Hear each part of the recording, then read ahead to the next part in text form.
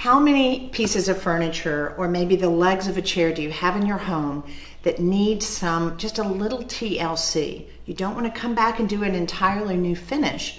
Well, I've got just the tip for you. There are two products that I have in Amy Howard at Home, and they're so easy to use. It's a combination of my gel stain, which is water-based, and Mind Your Own Beeswax. I've mixed just a little bit together. It's 1 part stain and 2 parts beeswax. So I'm taking a lint-free rag. I'm gonna put just a little bit of this yummy magic wax on here. And on places like this that are scratched up, or maybe even that they've become a little bit more parched from the sun, depending on where your piece is sitting, you can easily come back on top of it with this wax, and it will fill those in. It will not change. You see how you can still see some of the indentation from the scratches, but it will make it all the same color. I am telling you, this is something that you can become easily addicted to, because it will give life, new life, to your beautiful stained pieces. We always want to make sure that we stay away from indust and pledge. We want to be able to use natural beeswax on these beautiful tops and pieces that we want to be able to protect for years to come. Now, what you need to do is just allow this to dry for about an hour, and then come back and buff it to a beautiful new sheen.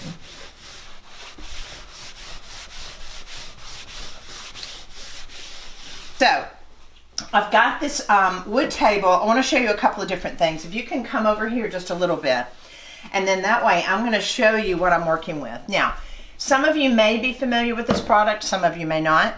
And if you've ever worked with stains before, they're not fun. In the fact that usually they smell bad. Usually they're oil-based. They're not water-based. That is unlike the stains that I am working with today. So these are actually a product that I developed for a sister company called A Maker Studio. And if we had smell-o-vision, I thought we've got this brand new iPhone. If only it had smell-o-vision, so that way you could smell it. But I want you to come down and I want you to see, come over here. I want you to see the consistency of it. It has a gel-like consistency. That's why we call it a gel stain. But here's one of the other things. One thing that I've disliked about stains in the past is the fact that they smell to high heaven.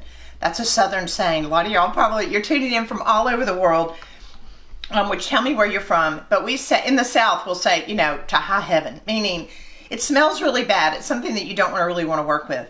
This is a complete joy to work with. I'm telling you, it's fabulous. It's water-based. It smells kind of like an orange flavor. It does have kind of an orangey, lemony, citrusy smell. Sorry. And I love the fact that the consistency of it, when I brush it on, it'll stay in place. But here's one of the tips that I've never shown you that you can do. And here's what also makes a lot of the products that we develop perfectly work well together, is the fact that we know what they're made of, we know the ingredients, and we know how to be able to manipulate them in such a way that you can use them with other products. Because what are the two things that we do on a piece? When we're working with the stained pieces, we've got to replace that stained color, which there is actually pigment in this stain, but I can take this pigmented stain that's water-based, and I can add it to my Mind Your Own Beeswax and create a beautiful stained wax. So what it does two things at one time. It will cover up those areas that you saw on my chest of drawers in my living room that are parched, that are sun-drenched, that just need, there's become a discoloration in the wood. This is going to take care of it beautifully. So let me show you how I do this. So of course we have the gel stain in a lot of different colors. We have them in gray, black, walnut, mahogany. So you can go on the website and you can check those out.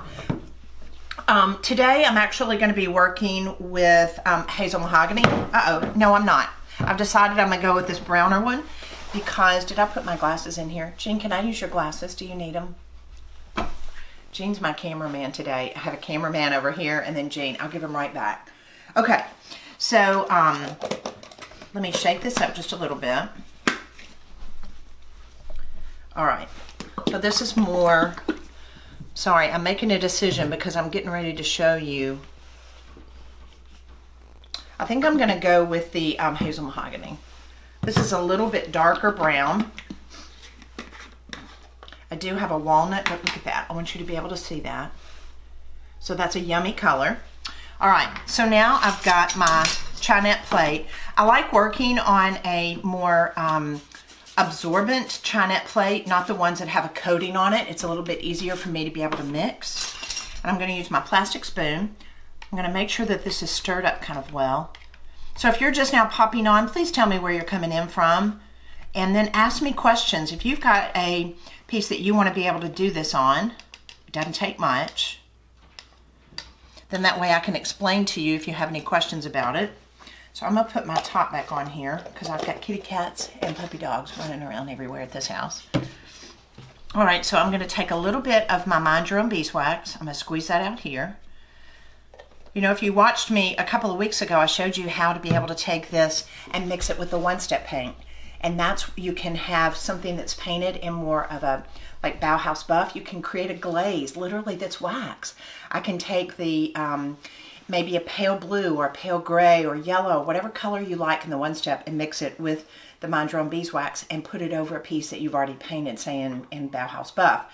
Now I'm showing you how to be able to use the Mind Your Own Beeswax and our water-based gel stains to be able to create beautiful stains that are waxes that will not only color your piece, but they're going to give you a protected sheen as well. I'm going to add just a little bit more wax.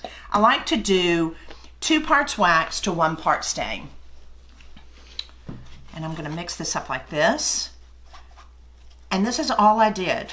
So if you've got like maybe a top to a chest of drawers, you only probably need about 2 times this, and it's going to do the entire top. I have got these pieces that I use to serve different, sometimes I'll put cupcakes on them. I use them to decorate with, and these were actually put in mattresses. They would put them underneath a feather mattress and fluff it. And so I just love odd things like this to be able to use in my home, and I use them all the time. But I wanted to show you just what creating a color like this and putting it on top of something that maybe doesn't have even a finish. So yes, can you use it on something to restore it and get rid of the bleached areas? Yes, but look at this. So now I can come back on top of this. Part of what I love is the fact that some of the indentations from it are just going to make it look that much more beautiful. It's part of the demarcations of the age. Look at that. Isn't that beautiful? Can you see the sheen from it? Does it show up on that new camera? All right. So I'll apply it with my rag like this. It's not necessary to do it with a brush, but I'll apply it with my rag. And I've got quite a bit of pressure that I'm putting in this. So what happens as it goes down in that wood, it's going to make it to where it's got a finish on it. That's part of the beeswax. This is a natural beeswax that's in this. I'm going to allow this to dry about an hour, and then I'm going to come back and I'm going to buff it, and it's going to give me a beautiful sheen, but it's restored something like this that's been used a lot. We wash it a lot in the sink and use it over and over again, and it really gives it a beautiful finish. So there you see the before. Does that kind of give you an idea of what that looks like? And look at the after. So here's the after. It's richer. It's got a beautiful finish. But that's part of the beauty of being able to mix the gel stain with my Mind Your Own Beeswax. Now, let me show you something else that I use this on. And look at some of these chairs over here. So, y'all, those of you that know me, I love chairs. I have a chair fetish. We go to antique shops, we go to flea markets and stuff, and a lot of times you can find one amazing chair. And I thought, you know, I'm not going to get frustrated over the fact that I can't find 6 that match. I'm just going to have a whole lot of different little chairs. And so I even loved the color of this fabric. You can see it has seen better days, but it was just so sweet, and the green was so wonderful that I thought I'm going to leave it just the way it is. So it allows you to be able to see what a sweet chair that is. But look at this. It's kind of gotten parched up here. It needs to be taken care of a little bit. Sometimes I'll come back with Clean Slate first. Those of you that know, our Clean Slate is a product that we took over 2 years to develop, and it will take wax off. So it allows you to be able to get back to a clean surface. Is Gracie in the picture? Let's show Gracie. Look. So she's perked up. She's like, what is Mom doing in the family room with cameras and lights in here? And it's like we're showing, hey Gracie, Gracie. Okay, all right, we're gonna leave Gracie alone right now. All right, so I'm gonna take this magic wax that I have mixed up with my gel stain and my Mind Your Own Beeswax. I'm gonna take just a little bit of a brush. So when you are working with applying your waxes that you've made from your gel stain and your Mind Your Own Beeswax, you may want to have a brush that you can pounce down in the crevices. Never use a synthetic brush with waxes. You want to work with a natural bristle brush, and our chip brushes are natural bristle brushes. So I'm going to lay some of this on like this. Look at this. So I'll add just a little bit more on here, and I'll pounce down in the crevices. That's just to be able to get it to where it's nice and even. This is not something that you want to put a whole lot on here, but what it does, it really will come back to stained pieces that have just started to look kind of worn and parched. It gives them a new life, especially working with natural beeswaxes. They're going to give you such a pretty sheen. And of course, this is something that you only need to be able to do maybe twice a year. But it allows you to be able to really protect this piece. You do not have to come back. This is something that a lot of people don't know. You do not need to come back with Indust and Pledge and products like that on fine wood pieces. If you do a wax application like this, maybe if you want to mix the gel stain and the Mind Your Own Beeswax, and do this maybe twice a year to your pieces, then maybe you can do it in the maybe in the spring, and then in the fall when you're getting ready to entertain a lot, then that's all you need, because you can come back. It's going to give you beautiful protection. It'll give you some beautiful color, and it's going to feel good when you go back to touch it. It's going to be resilient to food. If you sit down, you get spaghetti or you get different sauces or whatever on it, it's going to keep it to where you can just completely wipe it off. But if you're just now popping on and seeing this, go back, be sure to do #replay. Go back to the start of this Facebook Live where I show you in my living room how you can easily restore the tops of chest of drawers, the legs of chairs and sofas and things that any place you have in your home where it's starting to look kind of nicked up, or maybe parched from the sun or maybe from glasses. Just mix about 1 part of our gel stain, 2 parts of our waxes. That's going to make a beautiful wax that you can put onto your piece. Use a combination of a lint-free rag, a little bit of a chip brush to get down in the crevices. Allow it to dry after you've applied it for about 45 minutes to an hour, and then buff it. And you are going to be so pleased with the patina that you're going to have. So hopefully today was a great tip that's going to allow you to be able to rescue and restore your stained furniture. And I'll see you next week. Have a fabulous and safe Memorial Weekend, everybody. Bye. Thanks for visiting the Amy Howard at Home channel.